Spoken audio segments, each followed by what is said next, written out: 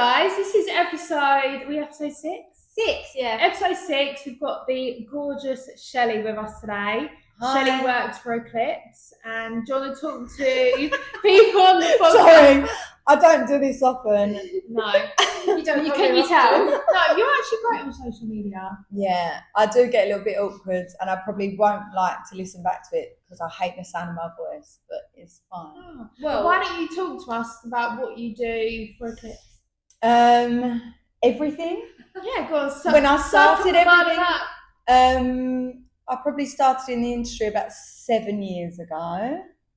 I was a dance teacher before that, for like 12 years. That's why when we was out the other Yeah, night, that's why I started like that. giving it them. Yeah, I do love a dance. I'll take centre stage. Yeah. Yeah. And I started off with lashes first. And I used to do that alongside my teaching of dancing, because dancing, when you teach, is evening and weekend work, so I had nothing to do in the day. So did you do classic and Russian and lash lift, or? No, I learnt classic first, got really good at that. Because that takes some serious. Yeah. It's Oh very, my god, actually, I It's so remember you used to fiddly. do lashes. Yeah, and I was really good at lashes. Yeah, you was. Yeah. I stopped that, and then even when I stopped it, I had loads of people message me and ask, can you come back and do lashes? I may even go back to it. I was really good. Done that first, then I learnt Russian, which is really hard. yeah. Really hard to learn. I find it really hard to teach. Did I teach as well. you Russians? Yeah. Yeah, I I think I taught you Russian, so I was like, oh thank God, haven't got to do that anymore. Yeah. No, it's It's hard, really and it's hard. hard to teach as well.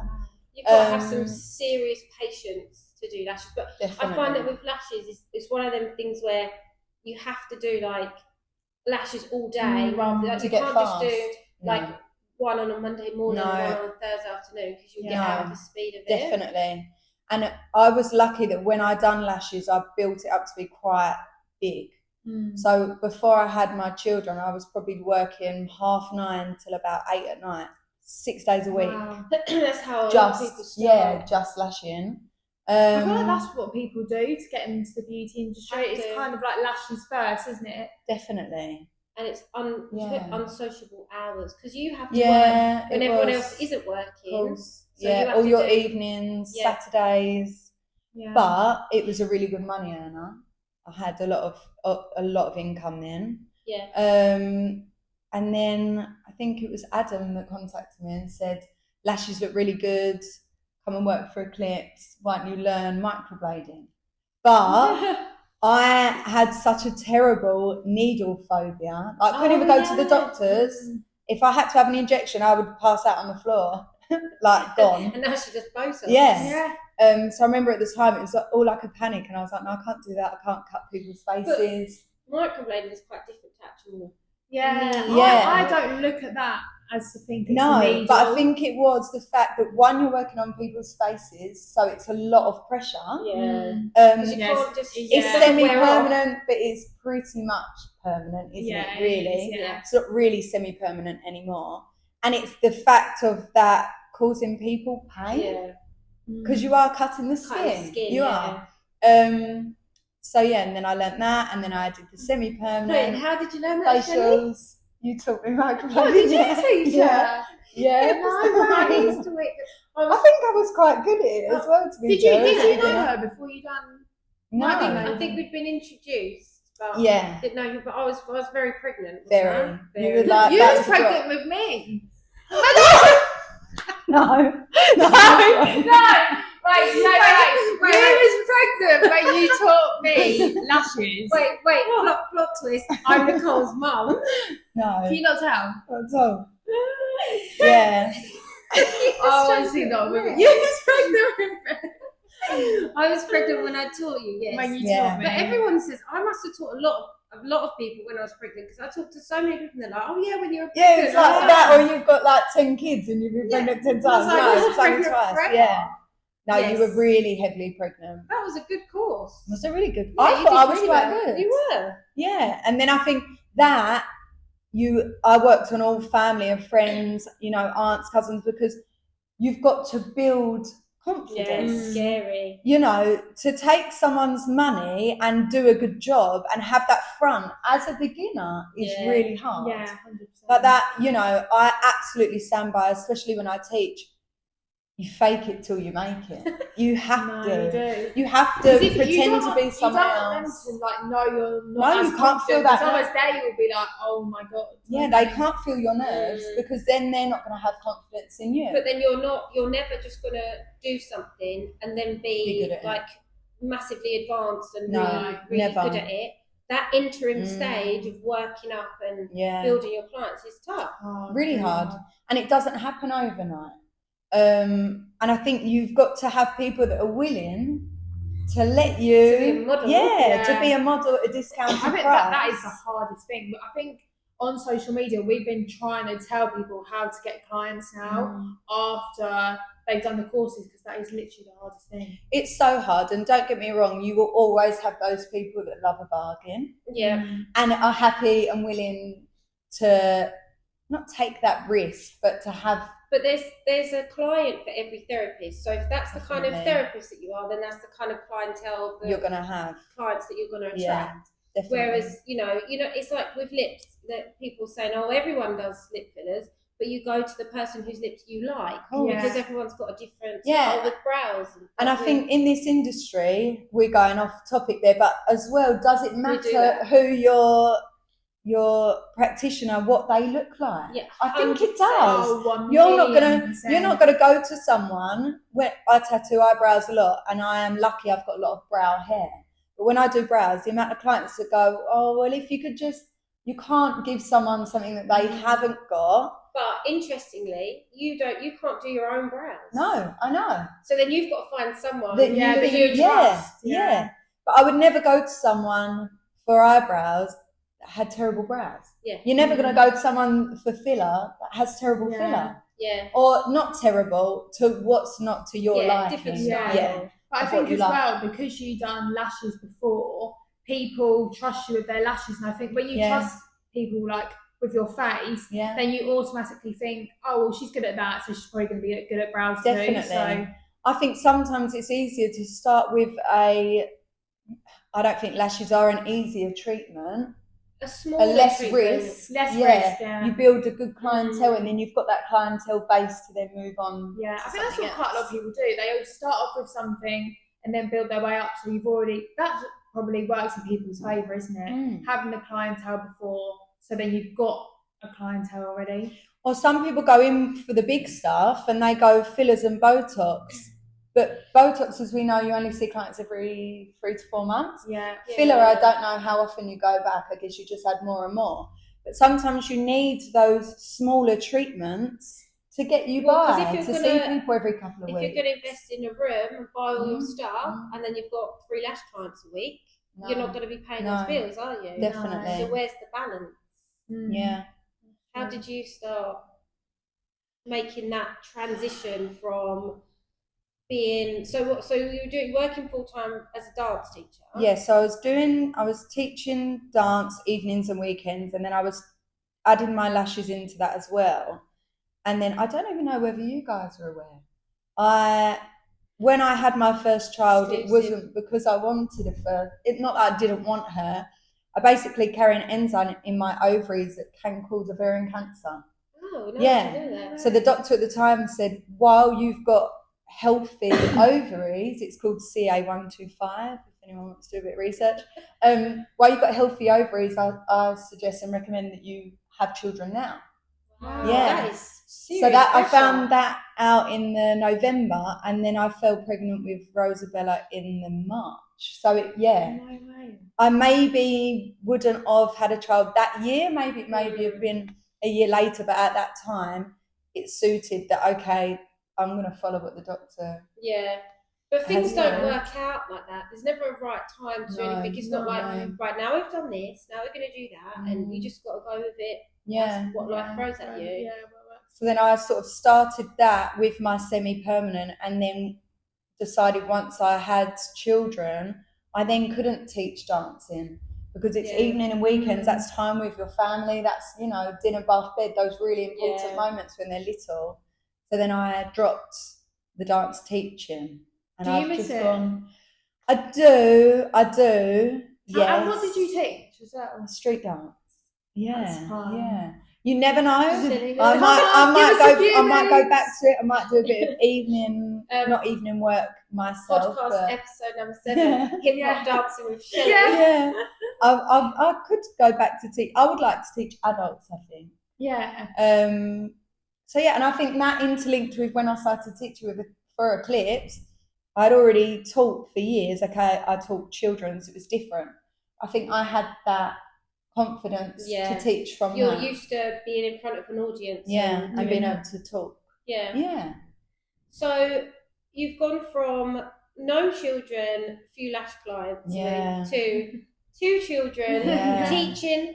2 not well behaved. I've got a very good child and a very naughty child at the minute. And which, because there's always a good one and a naughty one. Which were you? Yeah. Were you the naughty one? Oh, I was a bad teenager. I was a good child, bad teenager, but yeah. So I've gone from dance teaching, no children, to now 2 children, teaching for Eclipse. I see my own private clients. I also teach and do Botox and advanced Botox as well. Because you didn't do Botox for a while, did you? No, because I was too scared. Yeah. What were were you scared of needles? But are you scared of needles when you do them and when you have it done, or now is it just? No, so mine is blood tests and my thing is veins. Like cannula. Yeah, I can't do veins, can't do cannula, that for me. But I never knew whether I'd be okay with Botox, but it's probably my favourite treatment. I love it, I love doing it. And like you say, I do my own now, so I can't be, Yeah, no, I can do that, but mine's the same. I can't watch it like a cannula going to my own vein. I can watch it on someone else though. I can watch that on someone else, but I can't. But yeah, needles and stuff don't bother me. It's just the vein situation. Yeah, I find that hard. So yeah, and life's busy. I think it is. Nicole, you haven't gone down the child route yet. Not yet. But trying to run your own business and teach, and then trying to be a good parent and a good wife, and stay Instagram, Facebook, everything else, life. It's a lot. I take my hat off to everyone that has children, because as soon as I'm around them for like an hour, I'm like, it does put me off. And I'm like, how do people do that? Do this, do that? And then I think, wow, like, when I get home, I can just go and have a bath. And I'm like, everyone with children, it's like, I just can't go and have a bath. You can't do this, you can't do that. And it is, I honestly take my hat off to people. And I now understand those women that go one and done. I can't lie. Because it's so hard. Yeah. I thought 0 to 1 would be a harder transition, but actually I think the 1 to 2. The 1 to 2. Yeah. If you can go 1 to 2, you can go on. Yeah, no, I'm done now. No more. Because once you've got 3, they just look after themselves. I think 1's nice, but then when you look at like siblings and stuff like that, and you just think, when they get older. Definitely. But when you're in it, it's a lot. It's hella Yeah, it's a lot. The thing is, if you've got 2 children and you've got, I'm not saying that it's ever easy. No, but I know what you're going to say. Yeah, if you've got like a part-time job and things are slightly more manageable, but when you've got relaxed. 2 children and you're the breadwinner and you're the one that's got all of these commitments, and remember, most of the things that we do aren't, Monday to Friday, 9 to 5, we're guaranteed wages every month. It's we need to put the effort in to get the clients, to make the money each month. And hope that they don't cancel. Yeah. Do you take deposit payments? I take a very small deposit. I probably should take more, just because the treatments that I offer can be quite expensive. So if I do have someone cancel, I lose a big chunk of my wage. The product. Yeah. But I would always recommend taking a deposit. I didn't for ages, and then I think you get to a point where you have that client that cancels and you go, I'm done. I can't have any more. I can't do this. Yeah. Can't have that cancellation and not have any money coming in. So I do, but it's very, very small compared to the money. I think you should, because at the end of the day, like you said, if you had a whole book day of like 10 people, 6 of them cancelled, you've already bought the product, and they're expensive. And they expire. Yeah. Exactly, they expire. Because I thought, I might start doing a few treatments here and there, and I did. And on the second, so I was going to do like, say, one Saturday a month, just to keep up skills and that. On the second month I did it, I had this woman not turn up, just disappeared.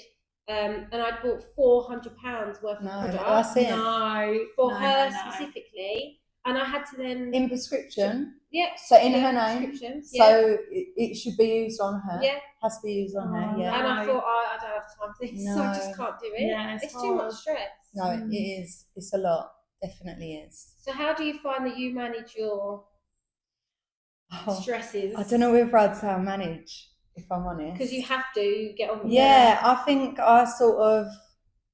I look at my month and how my month looks, but I do kind of have to live day to day. Yeah. As you do. Your children are ill or something changes, or, you know, doing the school drop-off and the nursery drop-off before I've even got to work myself. By the time you get there, you think, oh my God.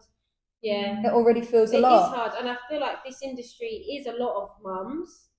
And it is a lot of that juggling, you know, a lot of single mums who they are the only people that I'd take my hat off. I don't know how. Yeah.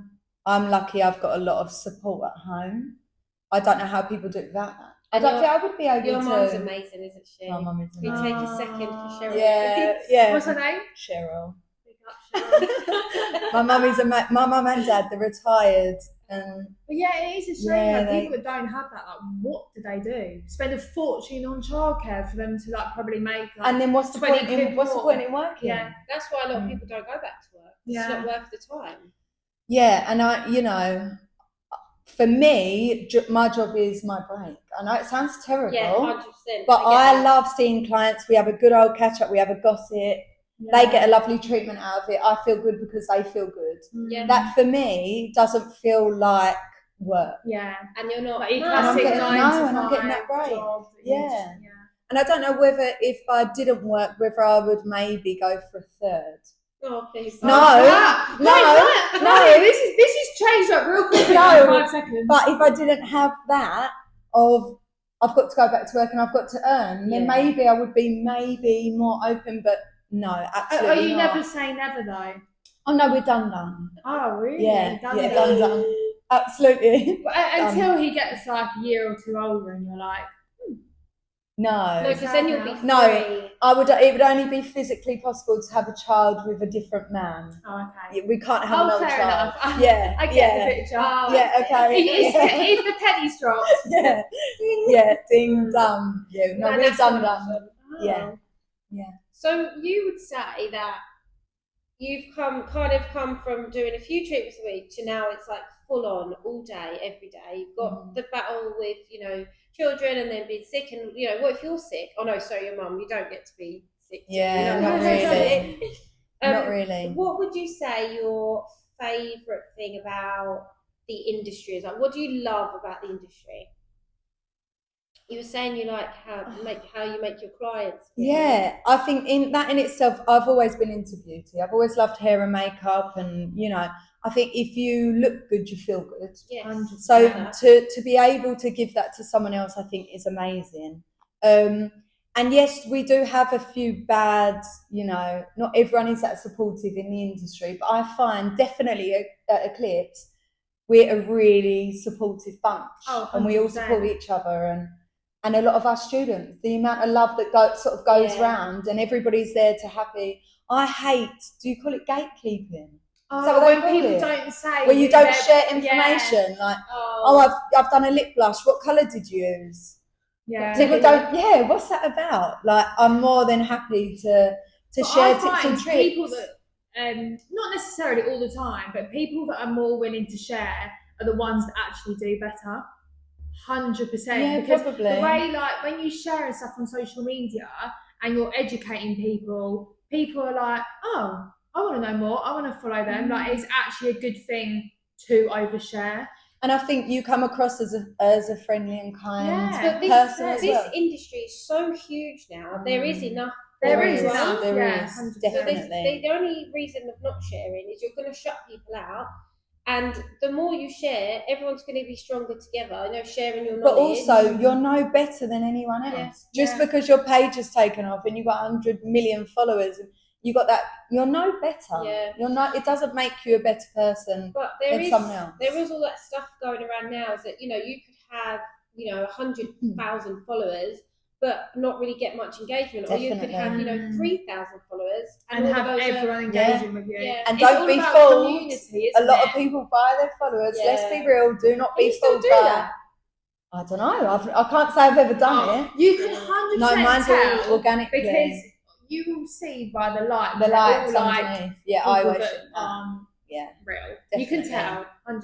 Yeah. But that you can tell though because they'll have a following, say like they have like 50k followers, and then they're getting like 20 likes, or they hide their likes. But actually, I don't know if people know, but when you buy fake followers, that actually like doesn't help with your engagement either. So no, because they're like dead accounts. Yeah, it's like bots. So Instagram are like, well, we're not going to push your profile out because it's dead accounts that aren't engaging with you and stuff like that. And what I can say is engagement is it's massive. It's the biggest thing you can do, isn't it? So people that aren't replying to comments and stuff like that, you have to reply to comments if you want to get that engagement out. And I think as a beauty therapist or a practitioner, whatever you are, I think it's nice when you show your face. Oh, like when I book in treatments, I like to know who I'm going to see. Because people buy people, don't they? Yeah. If you see it like the name and it's not their name or there's no picture, I'm like, I don't know who I'm going to be met with. Anyone. 100%. So I think to show your face on your page, I know it's really hard.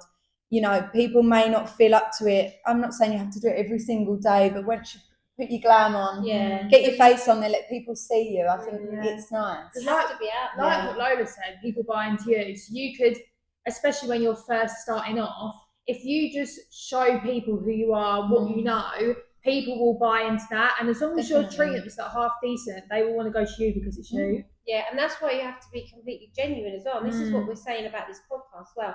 There was that whole thing we were talking about. They were photoshopping their lip blushes and stuff.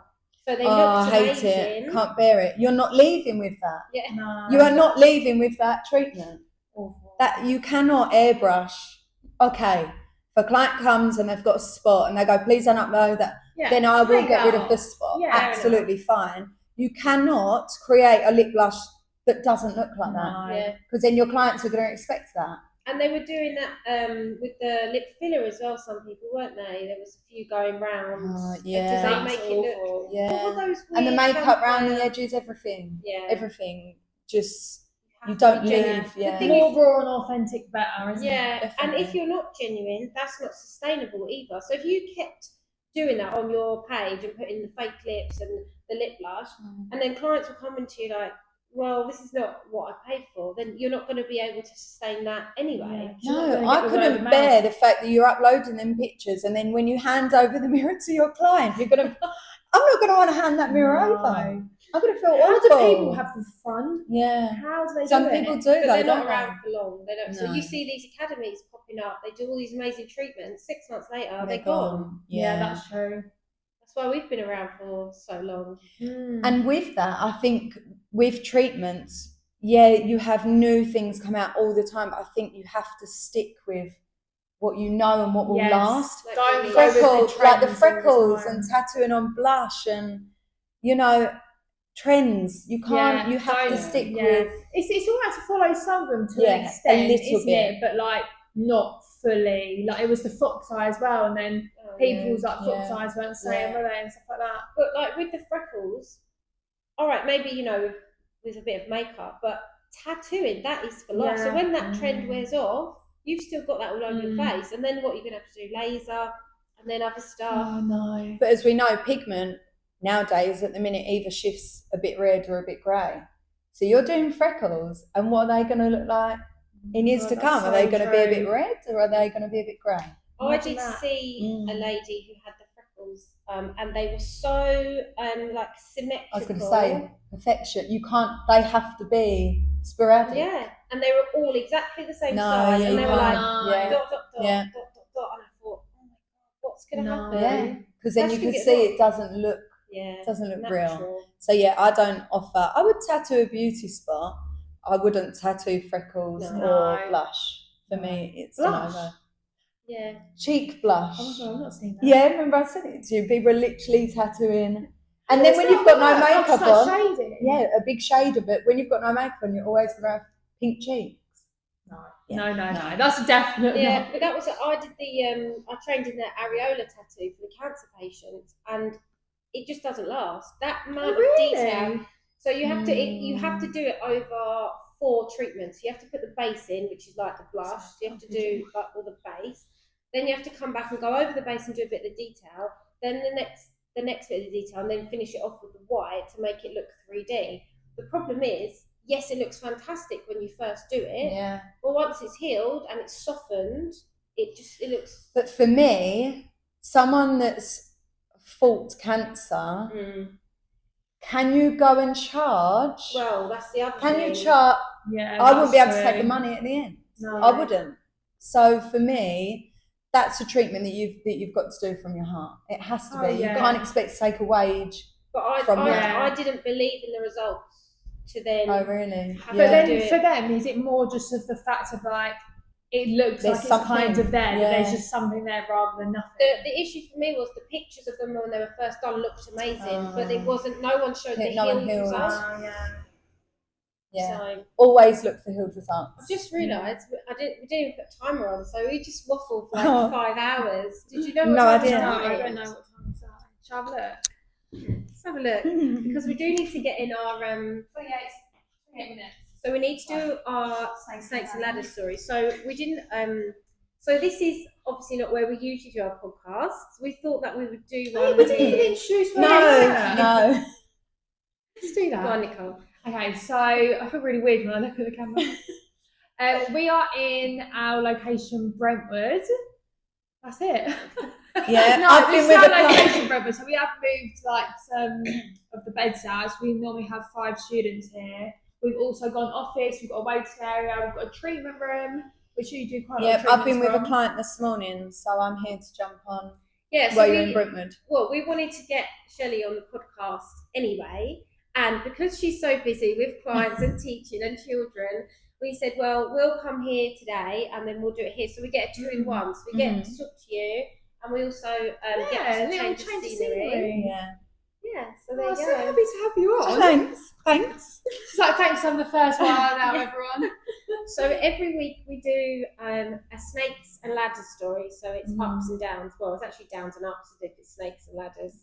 Ups and down, up. So we do a story of something that's maybe gone wrong, something a bit funny as well, like not like, you know, I injected someone and they were in hospital. Like a funny one, and then a success story. I don't know whether my down's funny. Oh no, just say it anyway. It's probably not funny. It's not depressing though. No, it's not depressing. It's real. Oh, don't say that. No, it's real. So Tell us. Probably the worst one that I can remember, and it's, you know, it's been a long time that I've been in the industry. I booked a client in for brows and lip blush, travelled over to Brentwood, set up, ready to go. Probably might have even, actually that might have been the time when I didn't take deposits. Yeah. Maybe. Checked my phone about 10 minutes late to have a message, oh, I'm not coming today. Oh. I don't feel well. I think it was a cold, which come and share your cold. I'll wear a mask if it means I could do your treatment. I lost out on that day. And I don't think people that don't work in the industry don't understand. You're taking that off of my monthly wage. And it was a chunk. I lost out on £350 that morning because I had one client for 2 treatments. Just didn't turn up. And that is part of this industry. It's not all highs. You do hear that quite a lot of people not turning up. Like if you done a week and you had 3 cancellations, that is a big chunk of your money gone. Yeah. So what's your like terms and conditions with like cancellation policy? I just do a non-refundable a non-refundable deposit. Of how? What there's no time frame. It's very small. I just take £25. So not then, a lot. Instead of earning say £200, you're only earning £25 for that. Yeah. But when I take my deposits, they're non-refundable. I don't work on a time slot.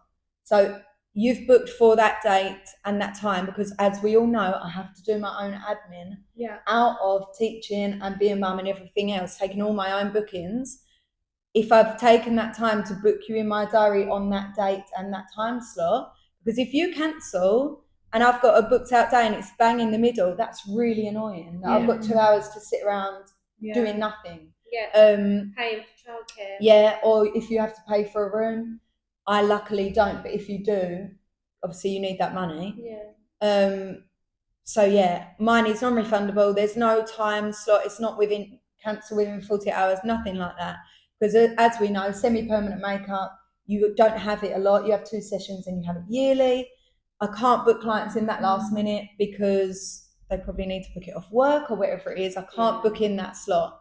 So I just do non-refundable. Once you've paid that, if you then have to change or cancel it, unless it was for a terrible reason, like I had a client recently, her son got taken into hospital really ill. He's a 1-year-old. I'm not going to argue that. No, but how do you know if people are even telling the truth? I know. It's really difficult. Because during COVID, we had everyone play the COVID card. It is really hard, but I do build a relationship up with my clients, and if we've got a good relationship as well, and I see them a lot, if not, but it's not. It doesn't cover much if they don't turn up. All of that stress, anxiety, and responsibility is all on you. Always. You can't, ring your boss and say, "Oh, what do you think about this?" or "Help me out," because you wear every single hat in the business. You don't get sick pay. You don't, self-employed. There's a lot of plus. There's a lot of negatives. Positives, negatives. So then, either way, let's talk about some positives. Have you got a ladder story? She's like, nothing. Probably just to where I am today, if I'm honest. I know that sounds really cringe. Well, that's cute. But old me would probably be really shocked at what new me does. Cute. That's really cute. Yeah, that makes me cringe. And it is really rare that I am probably proud of myself. I do pick a lot of myself apart and a lot of stuff that I do on day-to-day life. So for me, probably old me would be really surprised on what I do today, and that I've been able to make a business of it. To be able to make a business off of what you do and earn. Whilst everything else going on and children as well. You should be really proud of yourself. Thanks. We're really lucky to have you. Yeah, we are really lucky to have you. Thank you. You're welcome. Is there any, I was going to say final thoughts. I thought it was like Jerry Springer. See ya.